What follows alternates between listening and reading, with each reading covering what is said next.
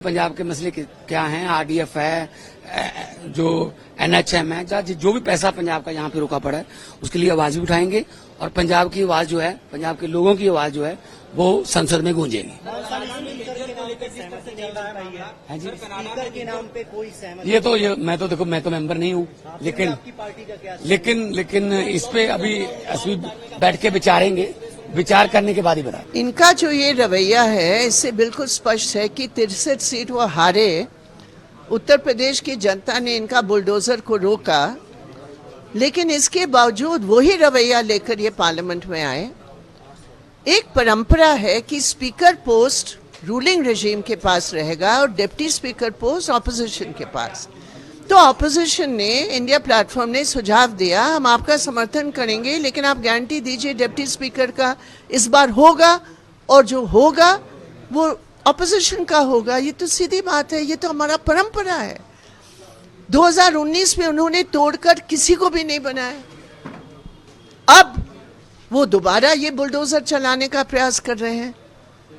तो इसका अर्थ ये है कि वन पार्टी रूल हारने के बाद भी भारतीय जनता पार्टी वही रवैया, तानाशाही रवैया, बुलडोजर वाला रवैया अपनाने का प्रयास कर रहे हैं। तो नेचुरली देश की जनता देख रही है, इसलिए हमने कहा 400 पार सिर्फ नहीं, संविधान पार का वो स्लोगन था। तो इस बार एक साथ मिलकर ऑपोजिशन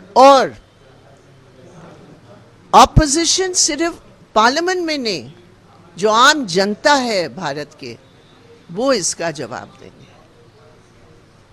ये रायबरेली और वायनाड, राहुल गांधी ने कहा कि एक रिटेन किया रायबरेली के लिए, ये भाई बहन लोगों ने साथ।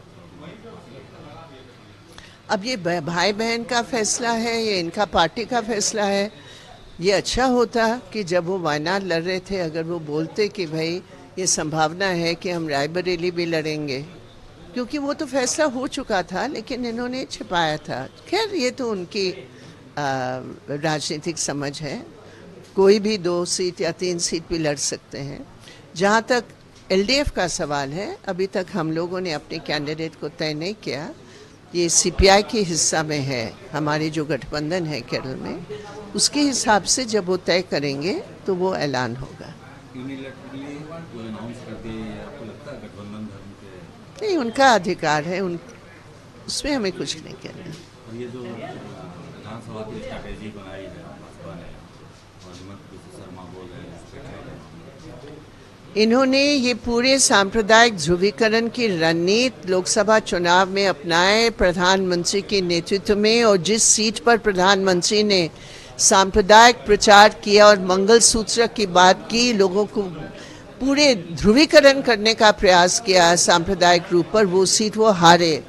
और अगर झारखंड में आकर असम के चीफ मिनिस्टर इस प्रकार के बयान दे और ये उनकी रणनीति होगी, तो निश्चित रूप पर वो हारेंगे झारखंड में। 2019 में जो उनको देखना पड़ा हार, वो दोबारा होगा अगर वो इस प्रकार के घमंडी लोग यहाँ आकर कहते हैं कि हम यहाँ सांप्रदायिकता फैलाएंगे। ये सही नहीं है। आप झारखंड आ रहे हैं असम से, आप झारखंड से सीखो। अगर हम दिल्ली से आ रहे हैं, हम झारखंड से सीखने के लिए आ रहे हैं, और यहाँ अब सीखने की बजाय, अब समझने की बजाय कि यहाँ आदिवासियों की क्या हालात है, दलितों की क्या हालात है, यहाँ जो नौजवान है यहाँ कितने परेशान है क्योंकि कोई डोमिसाइल पॉलिसी ठीक यहाँ नहीं हुआ। ये तमाम जो मुद्दे हैं उसको छोड़कर आप सांप्रदायिक रंग देने का प्रयास करेंगे और सोचते कि जीतोगे, ये नहीं होने वाला है। लेकिन मैं उनकी घमंड पर एक प्रश्न लगा।